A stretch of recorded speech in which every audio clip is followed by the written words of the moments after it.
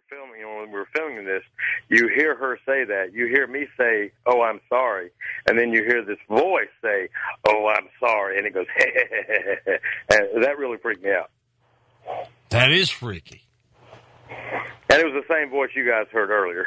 We actually got, what we did to get those EVPs is we took the phone, we pulled the speaker out of it and connected the wires directly to the computer, so we got really good quality.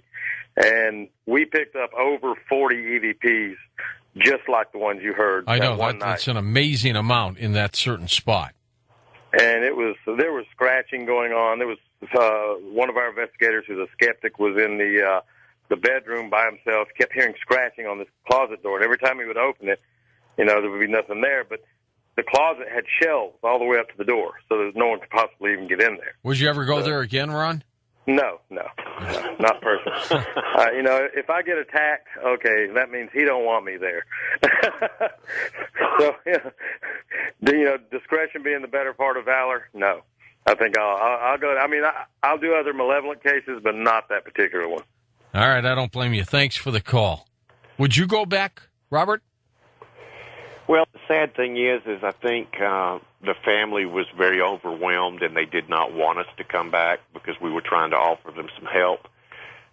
I will go back, if it's, if there's any way to help them. Sometimes they don't want the help. Well, and see, that's just it. If they don't want it, you can't force it. You can't lead a horse to water. If they tell us that, we've even had people before that were very anti-religion tell us that they didn't want us bringing any kind of clergy in. And I mean, if they don't want the help, you can't make them take it. No, they got to want it. They got to do it themselves. Because they have a lot of the responsibility to help deal with the problem. It's their home. Let's go to our East of the Rockies line. You're on Coast to Coast with us. Welcome to the show. Hi there. Hello? Hi, go ahead. Yeah, I was just got a question for you guys about limestone, because I lived in Ohio for the longest time. I used to see all kinds of spirits, stuff like that. They say limestone will hold paranormal energy. What do you think of that? And his phone's breaking up. Limestone and energy? Possible.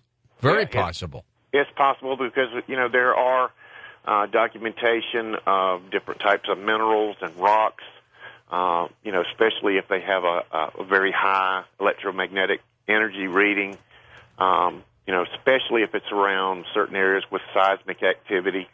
I don't know specifically about sandstone, but I do know that some minerals, are attributed to the activity in the area. Okay, next up, let's go to our wild card line. You're up. Hello there. Yeah, good morning, George and Robert. Hi. Is it me? Yep.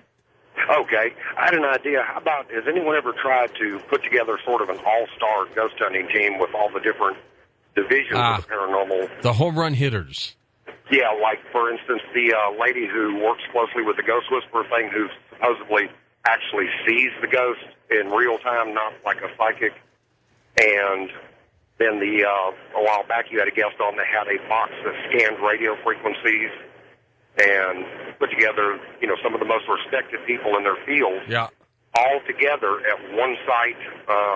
Just for instance, like you take a Boot Hill, and go to the cemetery there at Boot Hill, for instance, just as an abstract, and have the lady who actually, I'll say Ghost Whisperer lady, I can't remember her name, I'm sorry for that, but have her Marianne. speak and ask. Marianne. Yeah, Marianne. Have her ask regulated questions, just things that, nobody could, say that, it was all pre-arranged, and maybe invite a few skeptics along to, with the combined evidence and results from all the different kinds of technology, and plus, maybe the most respected psychic, Marianne, could prove beyond a shadow of a doubt, or at least quieten the skeptics that there is such thing as ghosts and ghost phenomenon, when everything clicks together.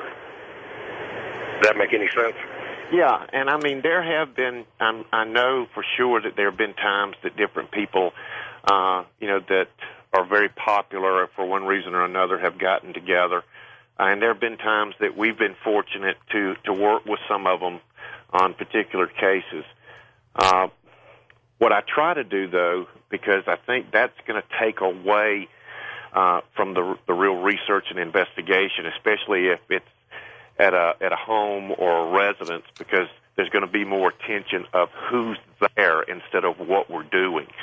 And most of the team members that I have, have their particular specialty and expertise. And we, like I say, we do work with certain mediums and psychics. So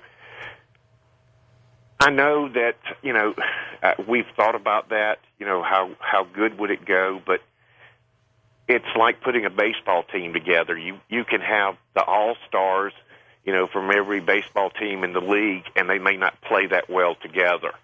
So I really try to focus on what's going to work best instead of what's going to be the most, the most popular or the most novelty-wise.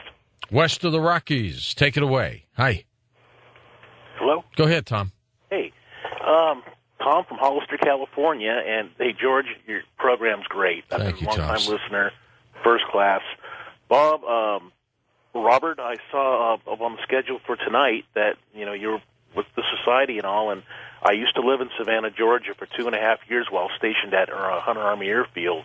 Yeah, oh, yes. I love Savannah. Okay, now let me tell you where I used to live now, and it may ring a bell to some of the folks out there tonight in the Coast to Coast family.